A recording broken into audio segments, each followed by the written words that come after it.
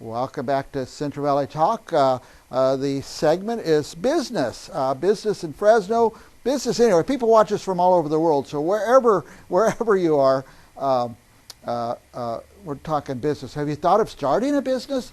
Everybody thinks it's easy. You just go open your door and you're in business. Well, it's not that easy. There's a lot of steps you need to take, compliance issues and things like that. So we've got a special guest here who's actually an expert in such things. Welcome, Lynisha, Senegal. Welcome, Lynisha. Hi, Mike. Thank you for having me. I just get this out of the way. I know you're Fresno-based, but also you do Midwest. You go back and forth a little bit? Yes, I am now bi-coastal, which I am loving it. I'm loving the innovation. I'm loving the new opportunities that this brings, being able to network with national partners, and just a little bit more invested in national issues, but most importantly, still being able to advocate for my community. Yeah, we're finding more and more that you don't have to be in, one city. We're all national and international these days. Yeah, and business still gets done. So yeah, business still gets done. Right. I do. You know what we do. We interview people. I interview a lot of authors, and now they're all over the world. I'm interviewing them all over the world. So international. We're all international. Anyway, Lynisha, somebody wants to start a business. Where should they start? I guess they should start by calling Lynisha Senegal. Yeah, anytime, or locally in Fresno, we have Vision View Business Formation Center. I have a dynamic team who is on site that can provide direct services for them. I'm always a phone call away to provide any kind of consultant services, and some of those services include accounting, entity formations, any kind of compliance, nonprofit, LLC, any kind of services required to, help you to provide that legal ease to start and stay in business. That's what I do. So you find yourself, in the startup phase and just need that step-by-step guidance, hand-holding, we help do the business plans, any kind of upskilling, any kind of software, literally anything that it takes to start a business. We'll be your people. We'll be your go-to. And before we get too far, I'm going to put this poster up. You have is it a workshop, a town hall, I guess, coming up? It's going to be at Fresno City Hall. Yes, and that's what I really wanted to come on here and chat with you about, Mike, today. One of the things that I, recognize with small businesses, and that's why I'm advocating so hard for our community, our residents and our small businesses is, post-pandemic, I really saw that, the uptick in rising rents and how a number of businesses were threatened to be displaced. Mm-hmm. And part of some of my research, being a part of the DRIVE initiative, kind of thrust me into finding out where those concerns were happening and what kind of strategies we could create to help stabilize businesses and to create wealth for first-time investors, communities of color. And going back to businesses, what I was recognizing was that a number of investors were buying up commercial properties and residential properties. And it, kind of created this uptick in affordability and leaving a lot of families and, like I said, small businesses at risk for whether or not they can even afford rent. They were buying up the properties, holding them, waiting for, new investments to come to town. For example, we have the high-speed rail. So small businesses or investors were buying up real estate. Been seeing a number of investors buying up dorms, college dorms, and even now, of all things, buying up even mobile homes, and so families that are so fragile. I just want to kind of, encourage people to engage, find out what's happening around us, and find out ways that we can ensure that we're not caught off guard like we were in the pandemic after the pandemic, but we're providing solutions that we all can be a part of stabilizing our futures. Very good. Small businesses matter, and so that's why this is so important to me. Now, when a business is formed, a lot of them don't take the time to get wise advice from someone like Lynisha. What are some of the mistakes you see in small businesses they make right away just starting out? Not doing your research, and I think, and then as it just relates again to real estate, sometimes they, think that it's best to go and get a brick and mortar before they actually recognize that their business might do just as well as with using some of the new strategies to be an e-commerce business. Whether or not they even have a viable customer base to sustain, getting into real estate. And so, taking a step back and actually counting up the costs. One of the other challenges that I see is, young aspiring entrepreneurs are those that, they like to take risks. They see their dream. This is an opportunity. And so they will use an opportunity to go inside of a building, remodel it, do all of that, put on a fresh coat of paint and improvements, and don't realize that it doesn't have the ADA accessibility, might, still need so many other improvements. And then once they've done all that, they no longer have operating capital. And so then they're scrambling for a loan.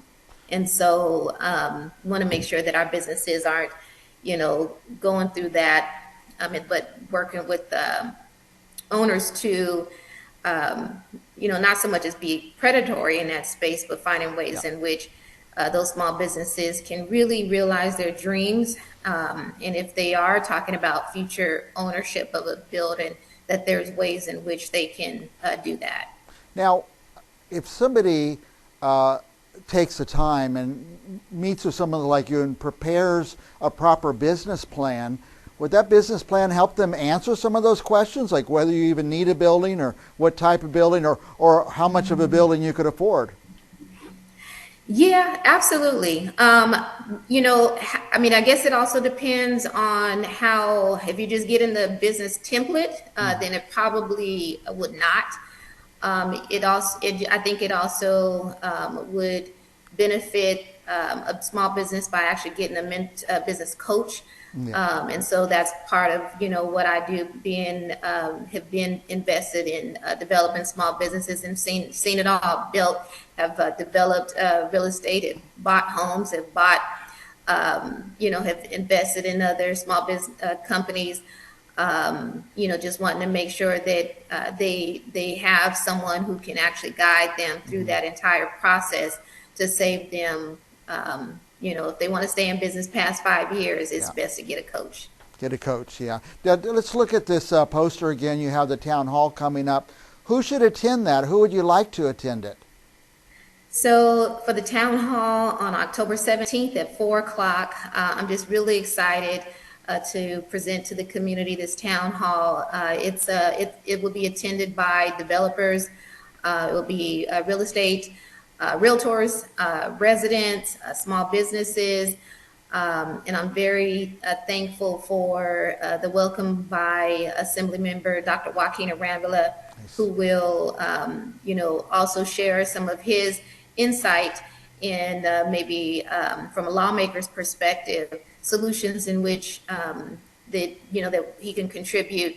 Other lawmakers can contribute to ensuring that we stabilize high market rate rents, ensuring that we're creating these collaborative solutions, and ensuring that our community is involved in the process. And some other players who are engaged in that, boots on the ground are also people like Elliot Balch, who is a part of he's the champion for small town, downtown businesses. You have champions like Allison Walker Williams and Sabrina Kelly with the West Fresno CDC, who are advocates for the West Fresno community. You have myself, who's a strong advocate for the Fresno Airport District. And so you have a number of, like I said, stakeholders who are interested in ensuring that we protect our small businesses and find ways in which we can create these new solutions that will help sustain businesses for the long haul. And so we did come up with an idea of 6 different initiatives that we're proposing, and just helping each of us to imagine what that could possibly look like. Yes. And so is a town hall for the public? Are you hoping the public will show up? Yes, it'll be hosted at City Hall in council chambers. And yes, the community from every stakeholder who has an interest, from small businesses, from realtors. And let me ask you, Mike, for example, as a real estate investor and realtor who has a large portfolio of real estate, if a small business had a conversation with you about, would you be open to participating in like an ownership, shared ownership strategy that will, help to secure some of your vacant properties, but would also be a win-win for you. Would you be open to that conversation? Yes. Yeah, I'd be happy if somebody just brought up that kind of conversation. So. And that's where I am at. That's where, this is what it's all about. So some of the initiatives are around what we call, so let's say, for example, Tower District, where you largely have a huge footprint, is what if in the Tower District we can create what we call a wealth zone. And that's similar to, but largely different to a enterprise zone or empowerment zone. As you know, it creates the excitement around investors investing in a neighborhood. But a wealth zone actually does one of a few things. One is the mindset shift, in which the community feels like they're a part of something bigger, in that a mix of different types of investors, including community investors, first-time investors, small business investors, all coming together to find solutions to keep their neighborhoods from being gentrified, from being, keeping the ownership local, ensuring that homes, are not bought up by outside investors, but it looks and feels like how you want and wish to see your neighborhood being developed, whether that be those childcare, daycare centers, whether that be, the local barbershops, even your entertainment mixed hubs, your workplaces, your business incubators, so having that look and feel of what by design a community wants to see in their